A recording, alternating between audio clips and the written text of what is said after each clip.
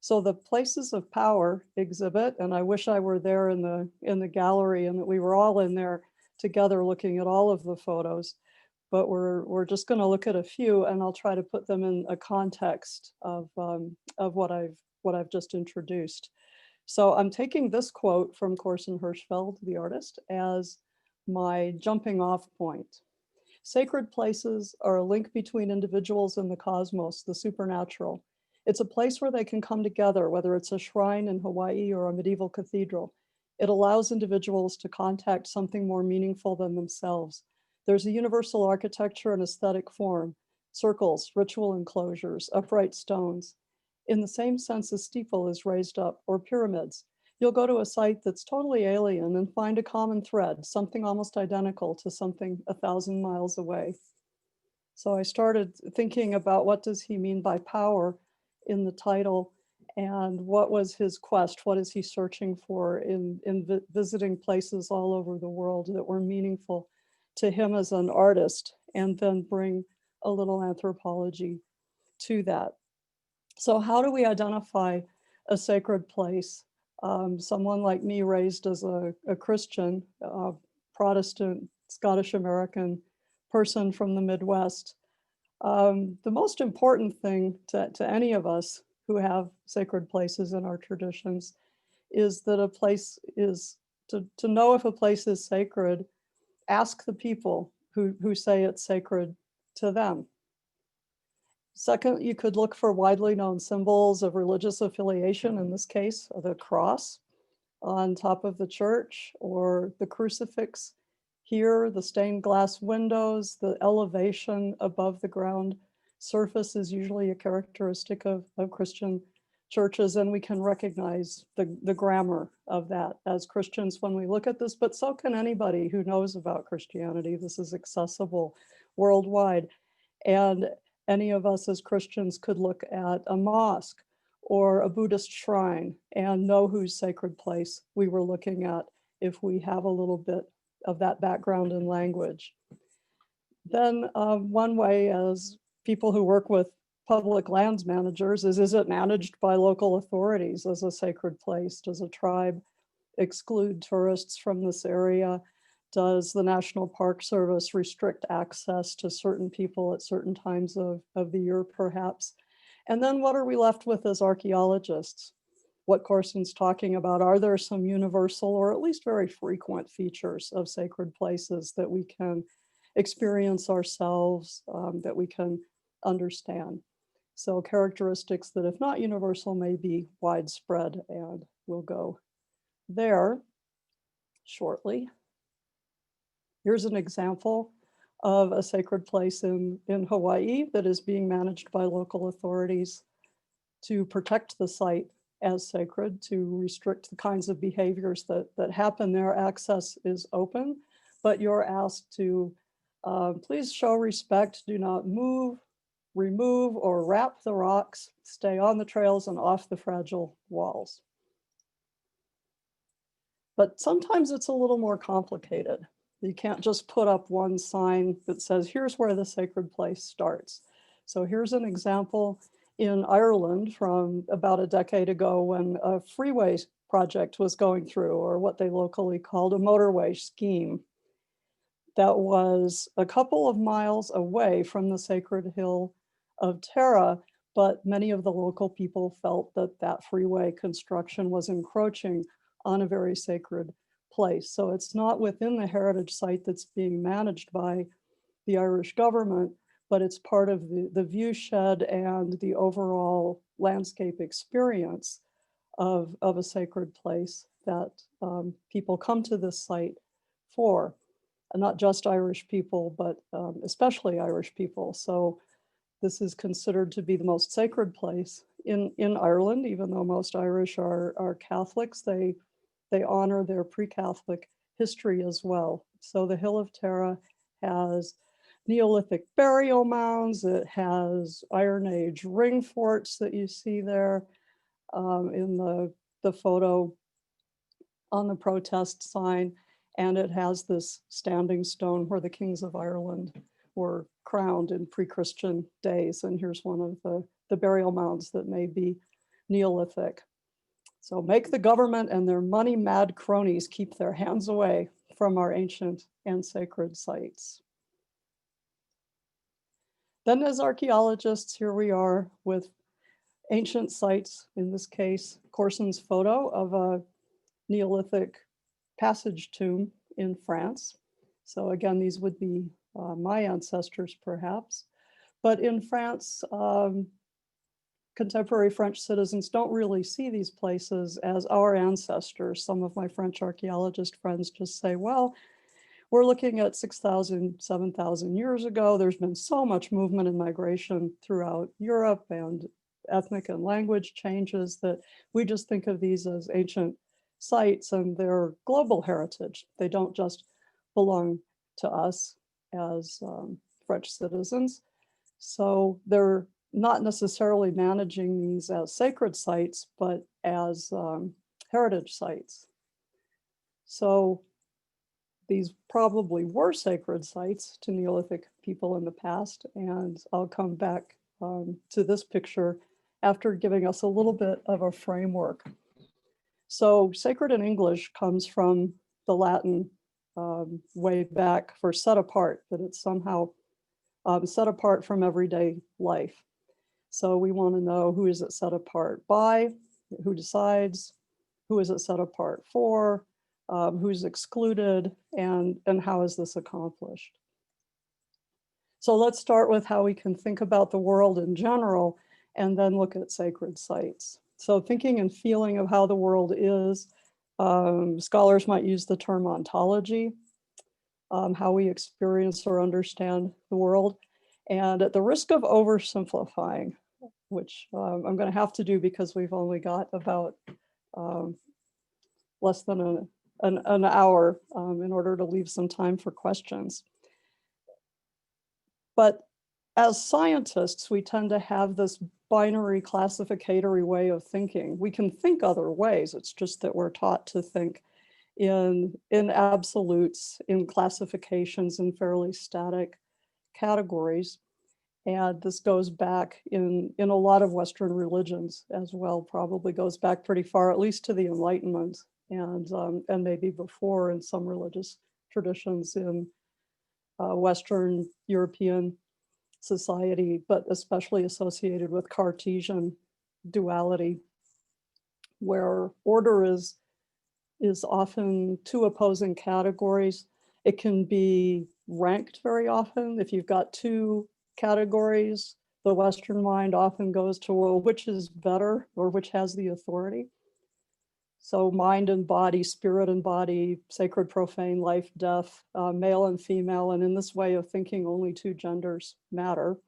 And we'll find that the rest of the world and in many other situations, that's certainly not the case. There's more of a spectrum or multiple categories. Sky, earth, this can be projected into a lot of our thinking and expressed in a lot of our material culture and our cultural practices. So if you're an artist or an indigenous person, certainly in Asia, there are other ways that are formalized and that are more habitual ways of thinking about the world. And some would use the term monism as opposed to dualism. So one, we're looking at integrated wholes.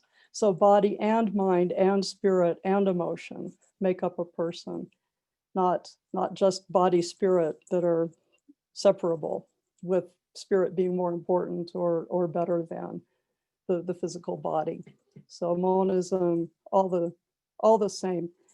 And we look at a flow of life force.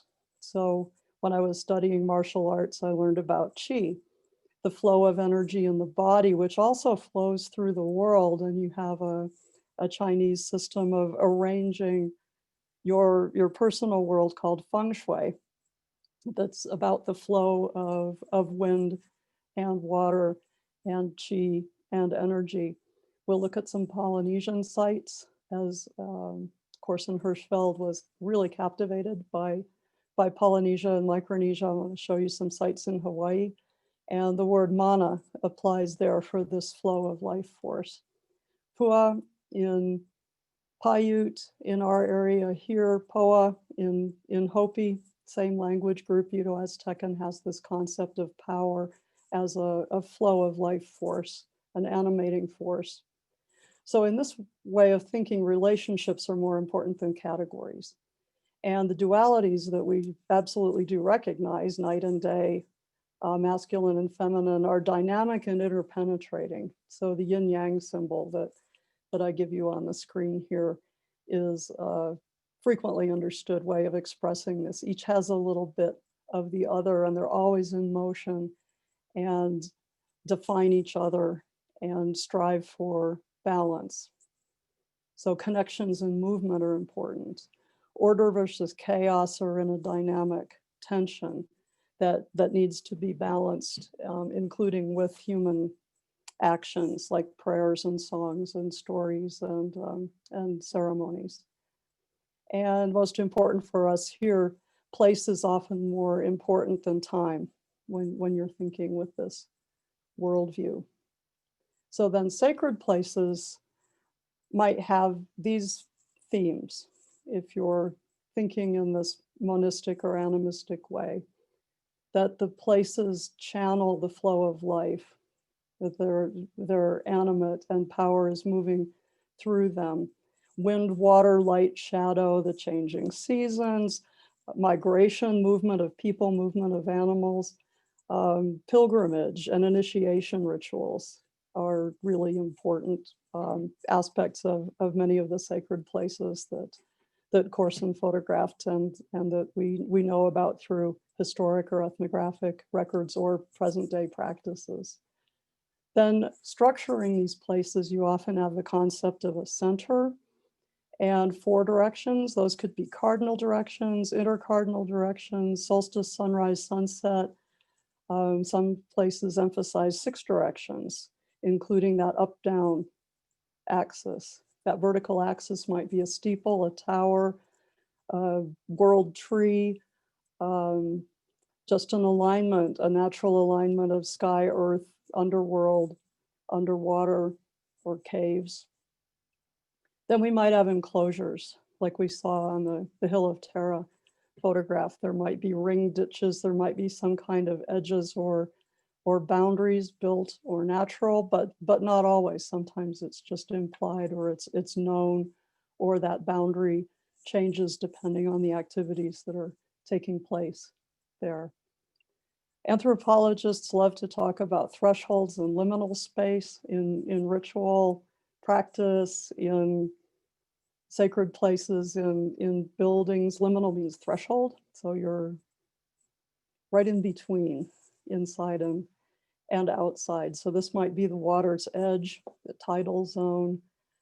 Caves are wonderful liminal spaces. And these places that we're going to look at are important in terms of identity and belonging and linking ancestors with descendants. So we're back at this Neolithic passage grave in Brittany, in northern France. And can we look at this from 7,000 years later and know that it's a sacred place? And not in the sense that science knows, there's no way to test that hypothesis, but we can experience some of the same things or some of the same experiences or arrangements that ancient people did. And we can look at this with the categories that I just outlined. And that's certainly not everything. It's just things that come to mind for the sites in the photos that we're looking at in this exhibit. So here's a mound with an artificial cave in it, essentially, a standing stone on top. So here's your vertical axis, your underworld connection to upper world and sky, your earth surface, and your alignment. And I'm not sure about this particular one, but many of these are aligned to the winter solstice sunrise or summer solstice sunrise. So that the morning of the solstice, the longest day or the shortest day, a beam of light penetrates all the way into the burial chamber here. And as a burial chamber, we're connecting life and death in this place. And we're looking at identity and belonging in this early Neolithic period in Atlantic Europe. The dead were buried in these passage tombs. And over time, as their bodies decayed, the descendants would come in and rearrange the bones so that when archaeologists excavate these sites, you'll have crania over here in this niche and long bones over there in that niche. And what people were evidently doing was disaggregating the individuality of ancestors and putting them back together as a collective. So you go from an individual to a collective ancestor, emphasizing the group identity. So that's what was going on in these sites, and then probably all kinds of rituals, potentially rites of passage, in addition to life and death and burial. Okay, so let's go to some contemporary sacred sites and how we know they're sacred. So Big Island of Hawaii. The word kapu is one of the first words you should learn if you go to Hawaii as a tourist. We know it in English as taboo, which comes from another Polynesian language, but it's the same word referring to power, something that's forbidden, something that can be dangerous if not handled with respect. So you get the translation on this sign as well. Kapu, do not enter area, and a vertical post with a stylized face here that many people would recognize as Polynesian. If you've ever been to a tiki bar, which is an example of cultural appropriation, that you'll see a lot of that just about anywhere, I suppose. But the traditional symbol for kapu was these crossed posts with a bark cloth ball on top. And the Hawaiian elites, the ali'i, would use these to mark off an area where you should not go because ceremony is happening there, or only certain people are allowed to go there. And the National Park Service, in consultation with local Native Hawaiians, has set this up. You have the traditional kapu symbol here, but also a fence or gate to doubly make it clear that tourists are not to go beyond this area. This is just for Native Hawaiians with certain intentions and preparation. So this is a heiau, a sacred site where ceremonies were and still are conducted. This one is associated with King Kamehameha.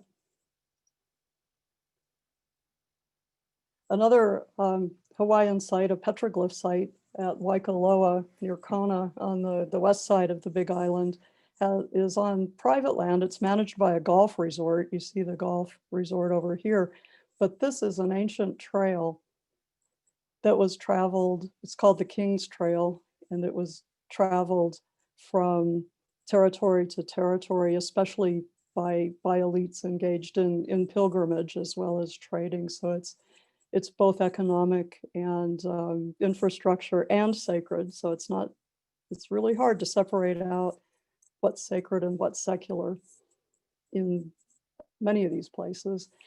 So I was there to look at petroglyphs that are carved all along this trail, including historic signatures. And I came across the kapu sign that looked like it had been there for quite a while and was really, didn't quite know what to do, because this is a public site. It's a trail that's meant to be gone through, and yet here's the sign saying, don't go here. So I'm looking around for, is there ritual activity happening? Are there offerings? I go into anthropologist mode and, how am I going to tell if this is a sacred place that I shouldn't go into? And fortunately, I did what everyone should do, and that's ask somebody. And the caretakers there said, oh no, this is just a little bit dangerous because the golf balls come flying across here from the driving range. So you want to be really careful. And we put up that warning sign. So I'm not sure that was the most effective way to accomplish that. They just wanted people to be careful of golf balls going through.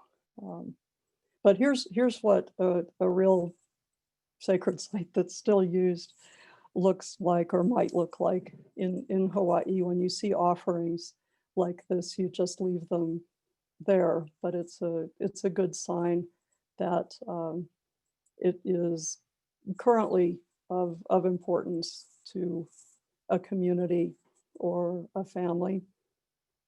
And sometimes we find offering deposits archaeologically as well, and need to work out locally consistent criteria for when that's the case.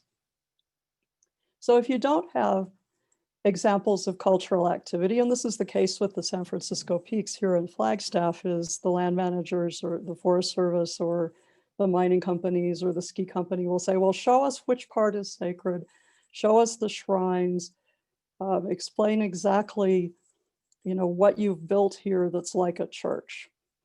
And you have to say, as the anthropologist, well, people here don't necessarily build structures to indicate that something is a sacred place. When they say it's like a church, they mean it's important in the way that a church is important.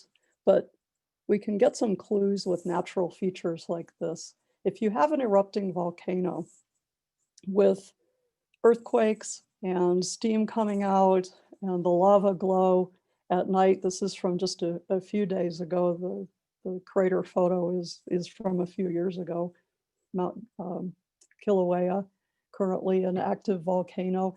You're pretty sure that that's going to be a sacred place to anybody who lives there. It's powerful, therefore sacred in the way that places can be sacred. So springs are always sacred places here in the Southwest, where it's very dry, and it's amazing when water is coming bubbling up out of the ground. Mountain peaks, that vertical access, caves, the underground access, pretty good bet it's a sacred place. Certain plants often grow near sacred places. Out here, it's Jimson weed, the datura trumpet flowers, often grow near rock art sites. Is that because people put petroglyphs where the Jimson weed grows, or did people plant the Jimson weed where the petroglyphs go? That kind of causality may be interesting to a scientist, but it's not really interested to descendant communities in our area. But the growth of certain plants is an indication that a place is powerful and sacred. The presence of certain animals or the movement of animals in a landscape. Where do they make their homes? Where do they forage? Is all wrapped up in how is a place sacred. Okay, so that's a little intro. And now I want to take you to Pu'uloa in Volcanoes National Park.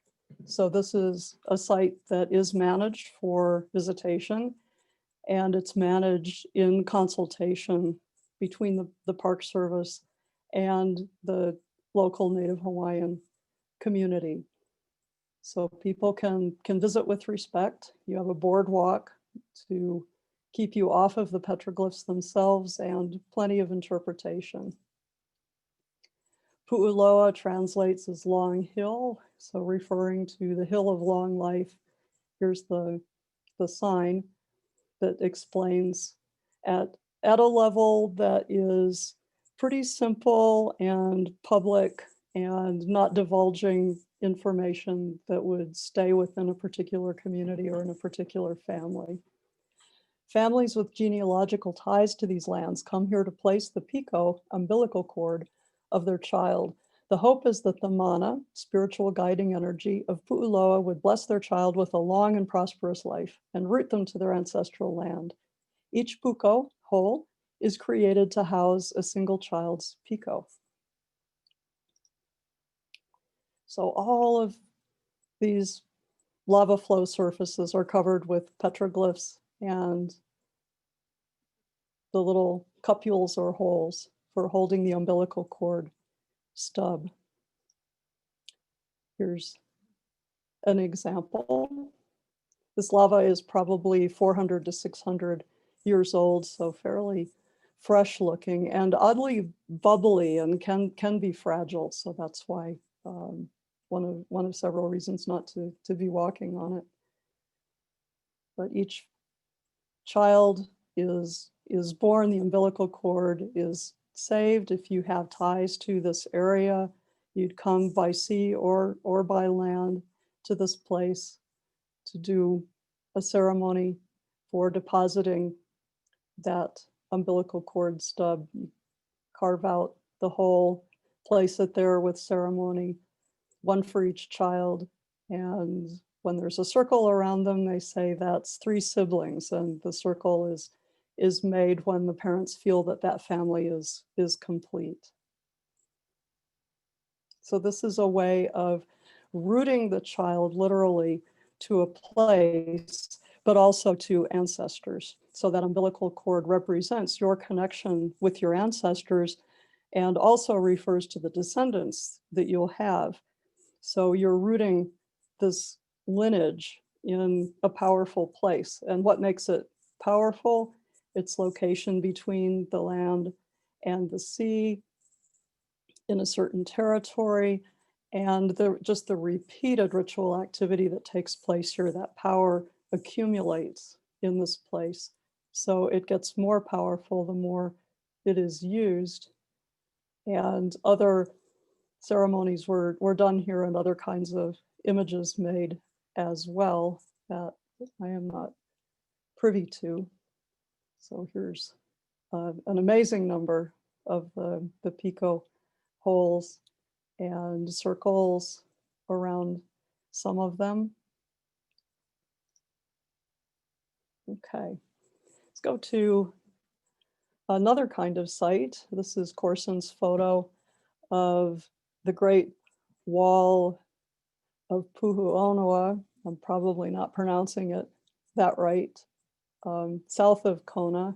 And this was a place of refuge. So here's a heiau, a structure jutting out into the sea, and compounds back here, a fairly large settlement and ceremonial site. This was a refuge. So if you had violated a kapu or escaped a battle, or for some other reason you needed refuge, you could come to this place and have refuge and absolution. So it's this kind of liminal space in the tidal zone that you would come up and enter into this place and have refuge. Here's a similar site a little bit closer to Kailua Kona, the town. And we're going to be looking at, so here's the heiau. And then we're going to look out here in the tidal zone where there are petroglyphs. And I think this is the same site that Corson photographed, but I'm not completely sure. So he's pointing out, no, he's saying this is off the southernmost point. So I'm a little north of there, but similar site.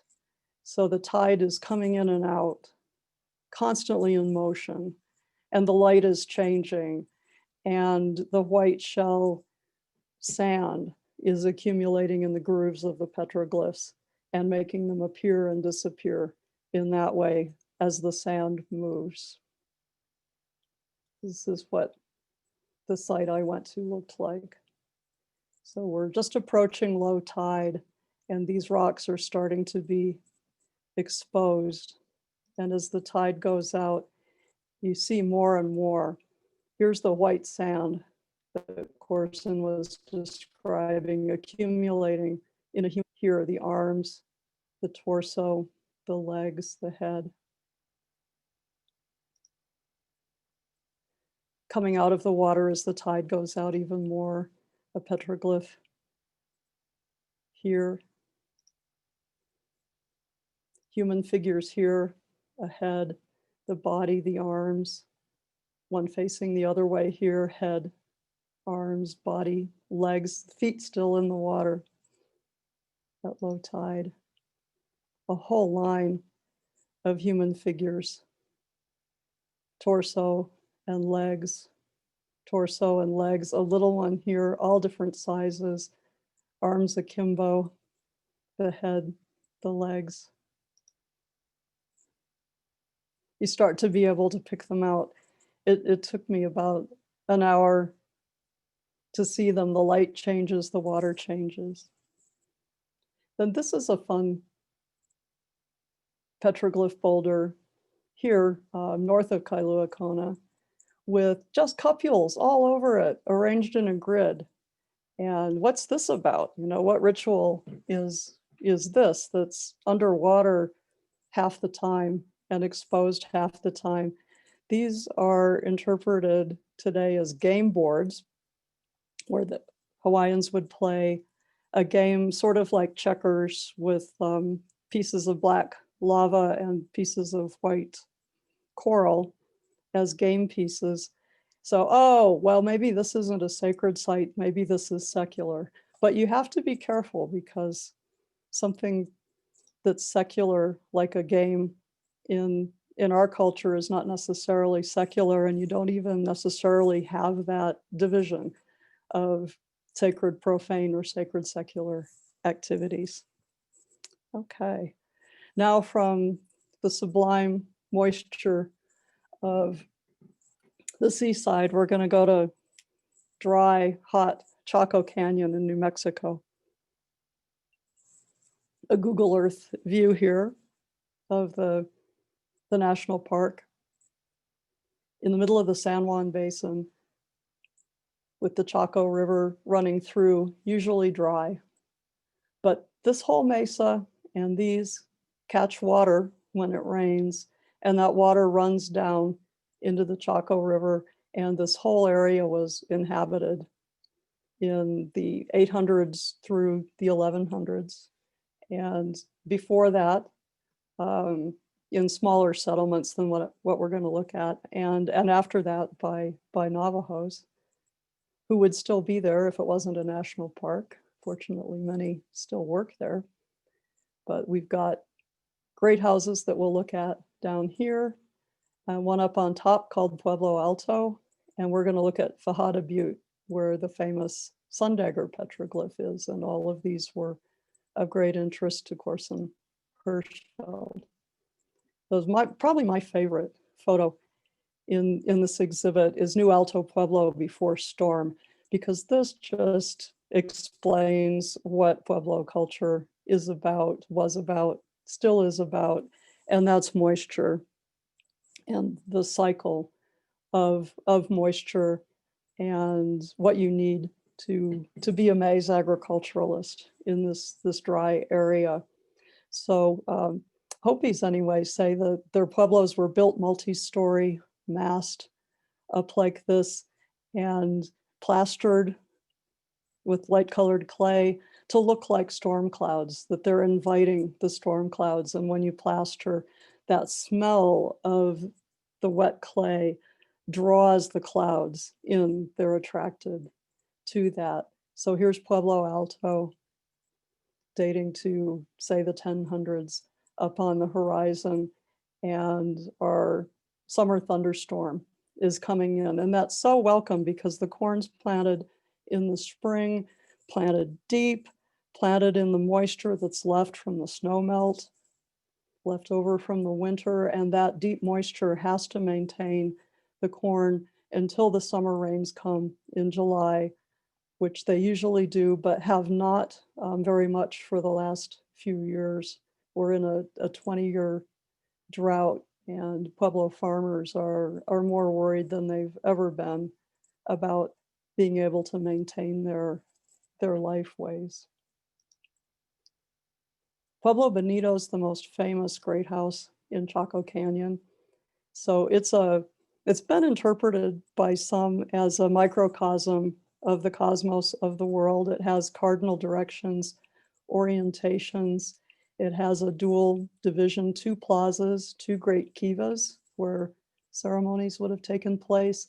There are 2 clusters of rooms in which ancestors were laid to rest, with a lot of ritual items, painted wood and cylinder jars with chocolate residue, cacao traded up from Mesoamerica, scarlet macaw bones, shell artifacts brought all the way from California or the Gulf of California in Mexico, turquoise, all kinds of amazing artifacts in the great houses. And the Fajada Butte sun dagger, here's Fajada Butte, and notice how it looks like a rain cloud too. So it's not all about what's built versus what nature gives you. It's all one. But up here is an interesting arrangement of sandstone slabs, and Corson has captured that here in one of the niftiest photos of this I've ever seen, where he's lined up the dagger of light that crosses a spiral right here. There's a little spiral down here and another little dagger of light, and the sun is moving through these cracks. So it's a calendar, but not just for classifying and marking time, but it's the interaction of light and shadow and seasons and whatever it is that people are doing here as well that's important. Something similar going on in many, many ancient Pueblo sites. This one is Hovenweep National Monument, a tower with little windows, and the light comes through sometimes on a solstice and some on an equinox. And this amazing photo, and what Corson is doing with a lot of these photos is multiple exposures and adding paint and ink and layering. So it really evokes this layering of time and experience on a place, the accumulation of time and experience in a place, if you will.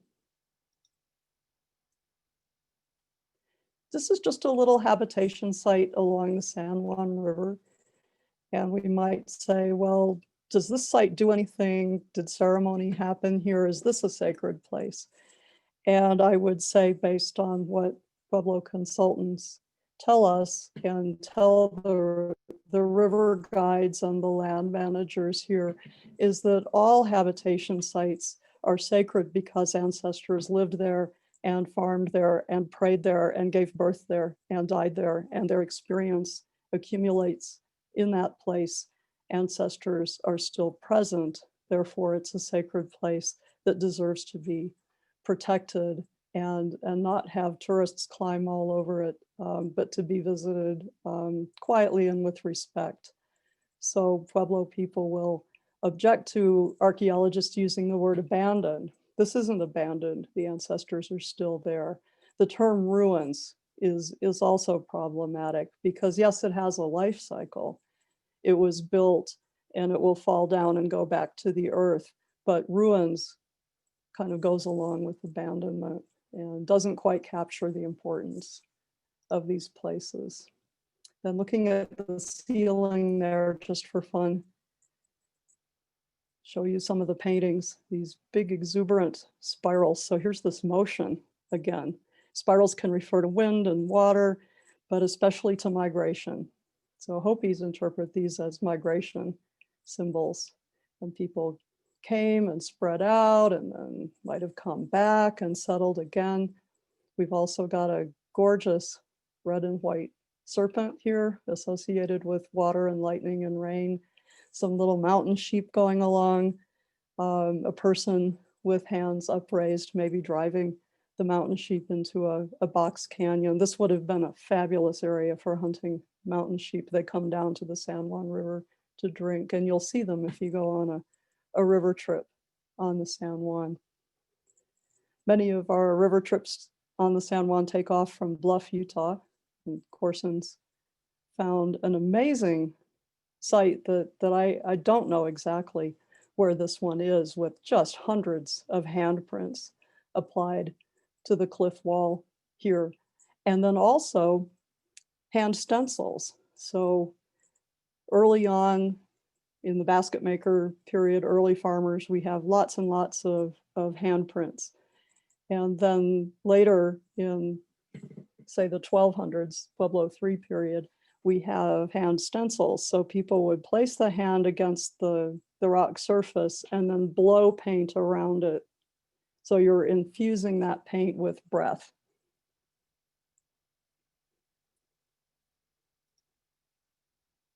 And Corson was, of course, very taken with the layering of those handprints that probably took 2,000 years to accumulate there, or at least potentially that long, just people coming back and interacting again and again. So I put this one in for Bonnie, whose family loves baseball. This one has been nicknamed the Baseball Man, but it's a shield figure, and it's layered again. So we have our early farming communities, basket maker period, applying handprints. And these were painted where the hand is painted with a design and then pressed against the rock wall. And this human figure, very characteristic of, say, 8,200, somewhere around there. Then later on, probably 1200s, someone came along and painted this shield on top as if this person is being protected by this large body shield. And these were large shields that were used in this time period, sometimes made of buffalo hide. And then there's your hand stencil where the paint was blown from the mouth, infused with the breath and presumably a prayer as well. Petroglyphs get touched over and over, reused as well.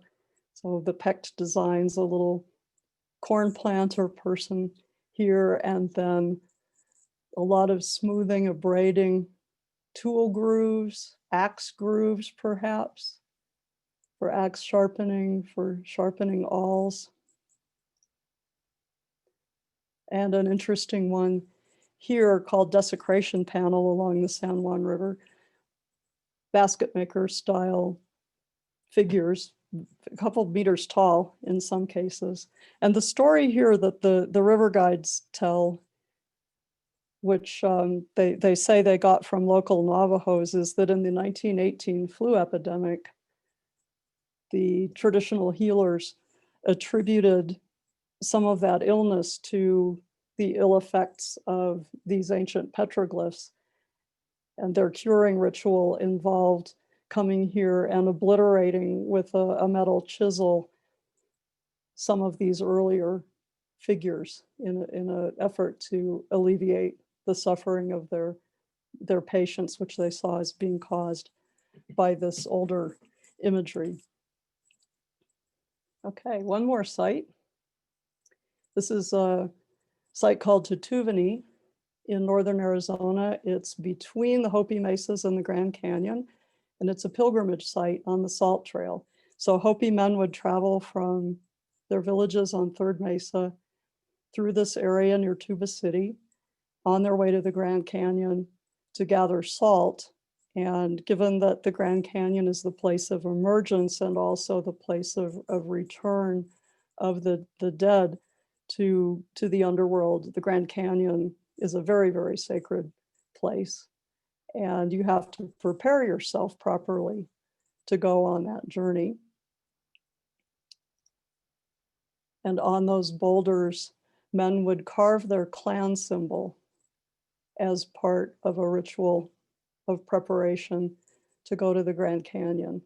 So we have Corn Clan symbols here. A man came on pilgrimage, pecked his clan symbol, which he inherits from his mother. It's a matrilineal society. And then the next time he made that pilgrimage, he makes another one to the left of it, another one to the left of it. So this man probably came 4 times on this pilgrimage. We've got Water Clan, the rain cloud here with lightning coming out. Little coyote faces up here for Coyote Clan. A student for scale. this boulder is just absolutely covered with clan symbols. And my last one is a close-up here of some that are especially clear. This is the Bow clan symbol. So Bow clan men coming multiple times, Corn clan, and a sun face for the Sun clan. All righty. So now I'm ready for Ella to feed me some questions. Thanks for sticking around, everybody. Thank you, Kelley. That was absolutely fascinating. And we have several questions in the group. All right. So the first one I've got is, what are the more recent painting and other discoveries linking Native American life and migration, and where have they been found? So Hopis interpret most petroglyphs as migration symbols. So I take the one before us here. They would probably have knowledge that I don't have, because knowledge is held by clans and not shared widely between Hopis in different clans, much less with archaeologists. But they would recognize this as somebody doing something that was characteristic of a ceremony that a particular clan carried with them and left that mark as migration footprints from place to place. So that's a distinctly Hopi interpretation. We hear a lot about migration and clan symbols, and also the symbols of ritual practices, ritual societies, or kiva groups. For Zuni, I'm gonna just stop sharing so I can feel like I'm looking at faces more. And Wes Bernardini is a good scholar to look at. I'll write his name in the chat. He's done a book on petroglyphs and Hopi migrations.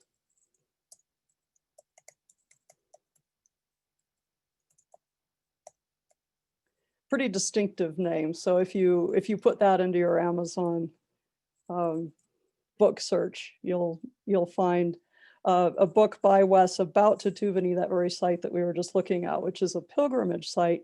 But pilgrimage also refers to migration. It's often a reenactment of migration, which does make things easier for archaeologists, because we can talk to people today about the pilgrimages they make, and those often include the histories of migration. So the clans that emerged in the Grand Canyon and traveled all over and then came together at their center place of the Hopi Mesas. So Wes's book his book on oral tradition and Hopi archaeology will explain that really well. And then he also has a book on Tatuvani in particular.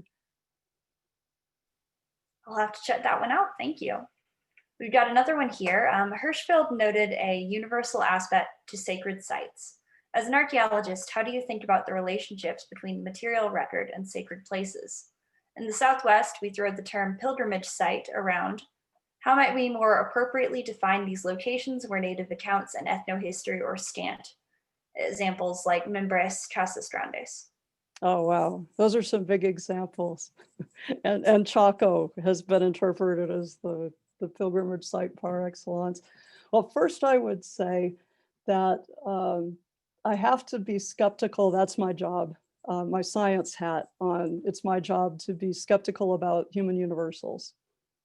But I think there are frequent patterns of human behavior and of material expression and the ways that humans interact with landscape. So Colin Renfrew would be an archaeologist who did a lot of very sound comparative work on that kind of thing. Lots and lots of literature now on landscape archaeology. Ruth Van Dyke is known for really digging into the Chaco pilgrimage model in an experiential way and using some ethnography. Mimbres is a tough one because Mimbres seems to have scattered. So for those who don't know, this is an archaeological name for a pattern in southwestern New Mexico between about 900 and 1130 with pottery with figurative designs and rock art with amazing realistic, naturalistic designs. So it looks like the Mimbres Valley was depopulated somewhere around 1130, and then you get a real fluorescence of petroglyphs that echo this style in the Jornada Mogollon area and down to El Paso, Texas, that area. But then we also get rock art in the Petrified Forest and the Springerville area in Arizona that looks like it came from Mimbres. So I would say, you know, there's evidence of Mimbres people migrating out and maybe keeping in touch in some kind of diaspora, but we don't really have the ethnography on that. Clearly, those people became Pueblos, but some, very likely, speaking of Paquimé in northern Chihuahua, some Mimbres probably went into what is now the Paquimé area as well, and may not have kept in touch. But we just don't have the oral histories, especially from northern Mexico. We don't have a lot of resources ethnographically or in terms of oral history to take us back that far. So it's better than speculation, but it's certainly not settled science. How's that? Thank you, Kelley. So here's another interesting one. Do you know of any state or national parks where the tension between the sacred places identified as needing protection by the indigenous people are handled vis-a-vis the recreational users who claim their experiences, such as climbing and bouldering, or a spiritual experience for them, have been resolved, or a balanced resolution has been reached? I don't. I think there have been some compromises, but they haven't been satisfying to the indigenous people involved. And, you know, one example, of course, is the so-called Devil's Tower, Bears Lodge up north. Grand Canyon, there has been some compromise in cave sites being closed and certain areas being closed to visitors, and it helps that Grand Canyon is very rugged and a lot of it's inaccessible anyway and kind of dangerous. And river runners will not take their clients to certain places, but the park hasn't been able to, or maybe hasn't wanted to, I can't speak for them, to exclude recreation from as many places as the tribes would like. So I would say that there have been some compromises, but not full satisfaction. And I'm sure the recreational side doesn't want to be excluded from anywhere either. And I know I've heard that from river runners especially, and climbers as well. One compromise at the state park level would be, blanking out on it now, near El Paso. Not like me to forget this one, but climbers were not at all happy about being excluded from surfaces with rock paintings. And the Park Service has an orientation video that you watch, and there are certain areas for climbing and certain areas that where climbing is forbidden. And I think I remember hearing, this would have been 20 years ago, that there were Waco tanks, talking about Waco tanks, that the climbers were very unhappy about having their access excluded from anywhere. It definitely sounds like a really complicated issue. It really is, and it's almost got to be case by case. But I would like to see the balance shift more towards respect for sacred places, and then making places that aren't as sacred, because of course when you have a worldview in which the whole Earth's surface, the whole Earth, the whole planet is living, and every place is important, but some places are more important than others in having to make these decisions. So there are still plenty of places that people could climb. Now, this might be another complicated question. How are rock images dated? How do we know, for instance, that handprints are basket maker and stencils are Pueblo? That's really a good one. It's so you get a relative date by the layering, what's on top of what, and you get some cross dating with pottery designs. So if the handprints are bright white stencils and there's this bright white shield, and that looks like a pottery design that I find in a pit house that has datable beams where I can get tree rings to date some of the art styles on artifacts that are buried. So it's a complicated series of comparisons and cross dating in a lot of cases. So some of the basket maker figures are also found on basketry, and you can radiocarbon date the basketry. So that helps. And so you're looking at what's made in the same pigment, the same paint recipe. And this one's figurative and I can date it. And this is a handprint, but it's made at the same time, presumably because the paint recipe is the same. Then there have been advances in radiocarbon dating the paintings themselves. So sometimes there's an organic binder that can be dated with very small samples. And my favorite one in Canyon de Chelly that Larry Lohendorf did was, there was a rock painting on the wall and then a storage cyst had been built over it. And the mud to build up that storage cyst, the mud mortar between the stones, had juniper bark in it. The cyst fell away, but there was still juniper bark stuck in the mud on the wall that overlaid this painting. You radiocarbon date the juniper bark and you know the painting is older than that because the painting was there first. Wow. And there are people on this call who I saw on the participant list who know a whole lot more about the chronology than I do, but that's a taste of it.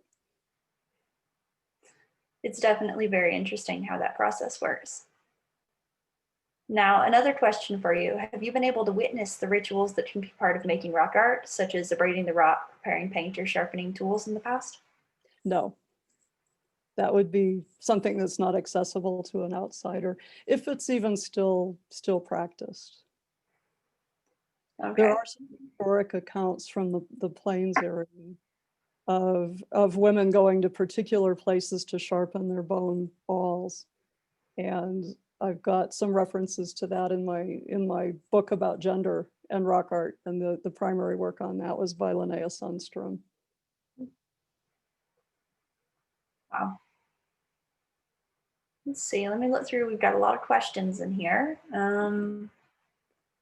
Here's an interesting one. Have you found another way to explain how a natural formation is a sacred place to those who don't understand besides the church comparison? No, and a lot of the consultants that I've worked with on explaining Grand Canyon and the San Francisco peaks, and then just reviewing media that activists produce, like movies like The Snowball Effect about our area. They're using that church metaphor a lot to try to get through to those of us for whom a church is a sacred place.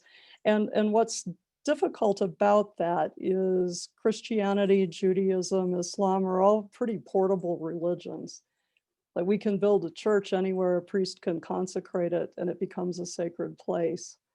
And if the community moves on, the church can be deconsecrated and can become an art gallery, or it can become a bookstore, or Alice's restaurant took place. So, kudos to Arlo Guthrie. Hippies moved into a deconsecrated church, and that's just not the way it works with something like a mountain from which the rain clouds emerge every summer and move to your particular cornfields. They're just not replaceable and they're not portable.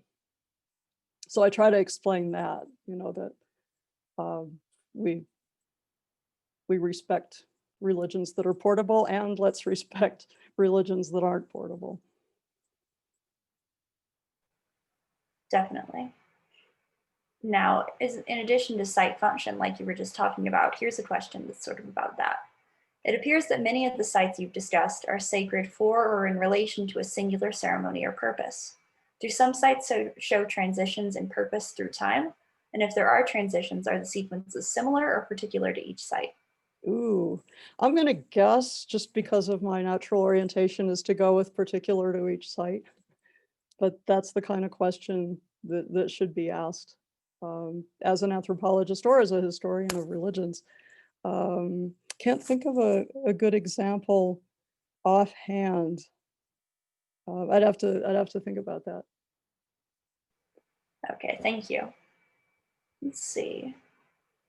Are satellite images becoming more integral in linking image interpretation that could lead to better deductions in migration, trade, ceremony, etc., based on petroglyph and pictograph findings? The person asking this question mentions that you mentioned Pueblo Bonito and Hovenweep as ritual and hierarchical locations.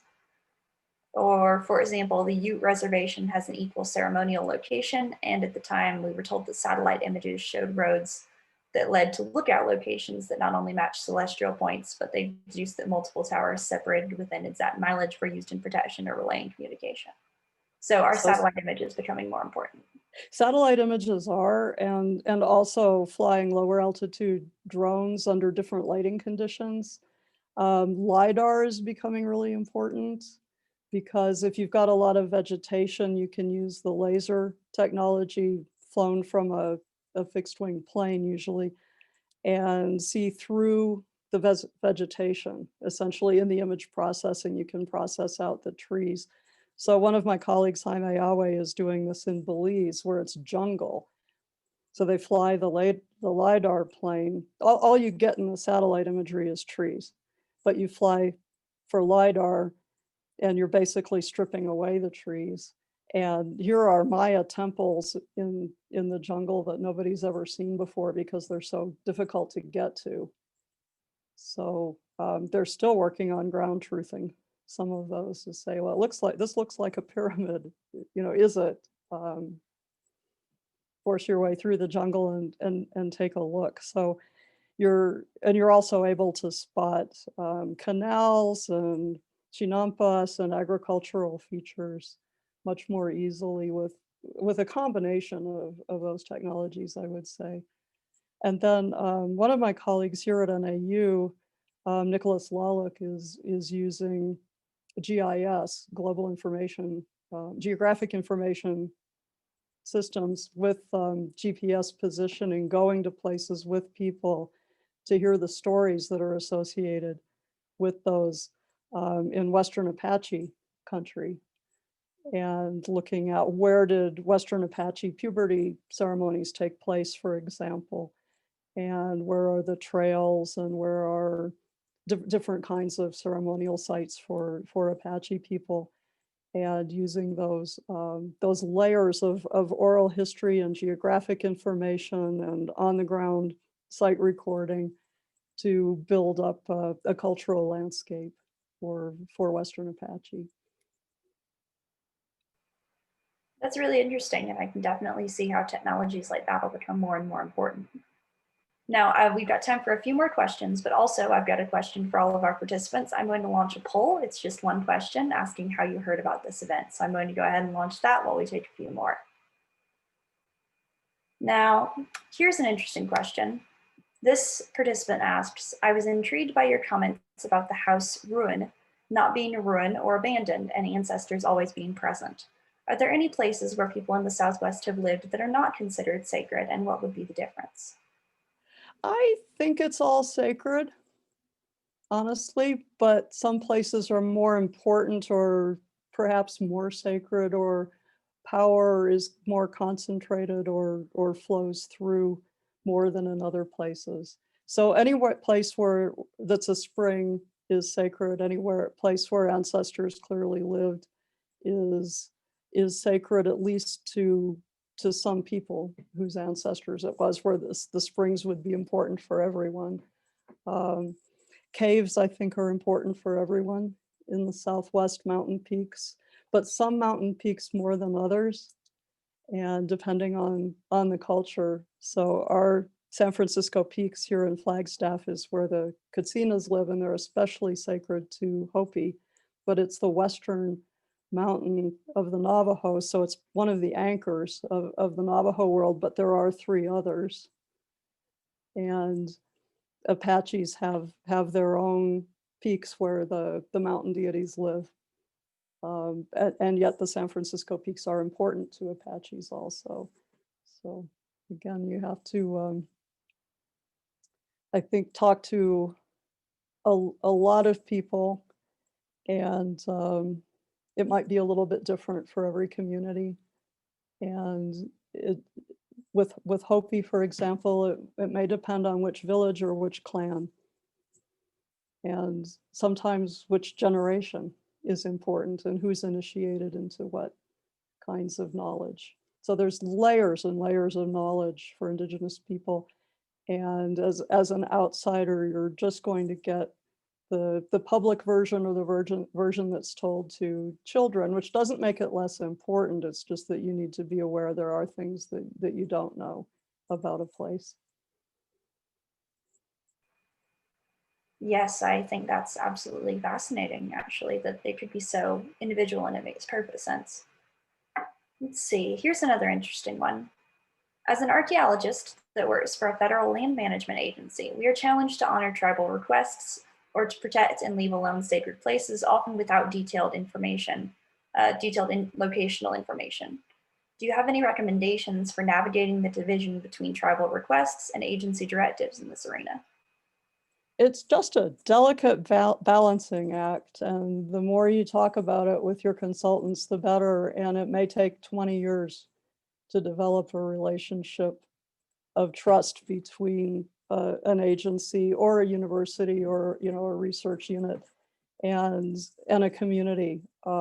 Just keep the dialogue going, because it's very risky for an initiated person to reveal information that they're not supposed to reveal to another person. So Petroglyph National Monument is a great example, where the city of Albuquerque wanted to put a road through the national monument that was going to come pretty close to the petroglyphs. And the Pueblos really didn't want to reveal detailed information about how they used those places or what the images meant or what the impacts would be to their communities and even their own identities and sense of survivance. Because it could be misused by other tribes, it could be misused by the agency, it could be appropriated by, say, New Age ritual practitioners who decide to make their own offerings. We have this problem in Sedona with people moving rocks around, tearing down ancient walls and building their own medicine wheels and kind of made up sacred places, leaving offerings, paint and candle wax and things like that that aren't appropriate for those places in the views of, say, Hopi and Yavapai people who hold the Red Rocks area around Sedona to be sacred. So it's a real balancing act, but I think there's increasing expertise, and I see lots of trainings being announced where tribal members who are charged with this kind of brokering as tribal relations experts, where that comes to be a thing, like a real funded position where you have a real job and you're compensated for your time and expertise. That helps so much. All right, well, thank you so much for this wonderful talk and for answering all of these great questions tonight, Kelley. We're about out of time. So I'd like to thank everyone who came out tonight, who managed to attend this event, and thank you so much for giving this talk, Kelley, and for your expertise. I'd like to encourage everyone to, if they're in the area, get a ticket and attend the Sam Noble Museum exhibit to go see Corson's art in person. I haven't gotten a chance to make it over there yet myself, but I've been told it's absolutely beautiful. And so I can't wait till we're all able to come to Norman. I can't wait to come see it myself. Absolutely. Well, once again, thank you everyone and have a great night.